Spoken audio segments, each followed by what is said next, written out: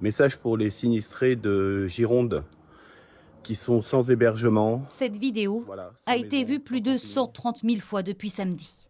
Publiée par le maire de cette petite commune de Dordogne, 270 habitants, Ouais, salut Laurent. Laurent peut encore loger jusqu'à 4 personnes. C'est très important pour moi. Dans des moments de détresse comme ça, je pense que tout le monde doit se bouger et intervenir. Parce que j'ai vu quelques images, il y a des villages où il n'y a plus du tout de maison. Une dizaine de sinistrés est déjà arrivée ici.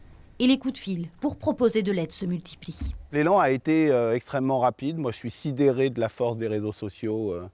Et je dirais que c'est le pendant très positif des réseaux sociaux. Plus loin, le soulagement aussi pour Magali et sa famille. Du moment qu'on est ensemble, le reste, on ne le contrôle pas.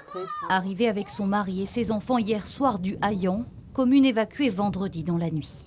En fait, ce qui est dur, c'est de ne pas savoir vers quoi on va ni pour combien de temps on en a. C'était important qu'on s'éloigne de l'agitation, qu'on puisse vider nos affaires, trier nos idées et puis surtout être tous les 5. Un peu de tranquillité retrouvée grâce à l'hospitalité de ces 2 retraités périgourdins. Notre gîte était disponible, Oui. donc on a dit autant en faire bénéficier quelqu'un. À Bergerac aussi, la solidarité s'organise. Cet établissement, qui accueille d'ordinaire des personnes en situation de handicap, a ouvert des chambres en urgence pour les résidents d'un EHPAD évacués sur le bassin d'Arcachon. Ces personnes, elles ont besoin d'abord d'être rassurées, apaisées, et tout bêtement, par exemple, elles avaient besoin de vêtements, parce que certaines sont arrivées avec très peu de choses.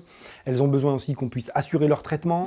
Un élan qui se poursuit partout en Nouvelle-Aquitaine. Près de Pau, une collecte a déjà permis d'envoyer 3 camions remplis comme celui-ci depuis dimanche, direction le parc des expositions à Bordeaux. On diffuse sur les réseaux sociaux la liste de ce qui est nécessaire. Ça change régulièrement. En ce moment, c'est des draps, toujours des couvertures, des couettes. Une chaîne solidaire indispensable pour aider les sinistrés à tenir dans l'attente de pouvoir enfin rentrer chez eux un jour.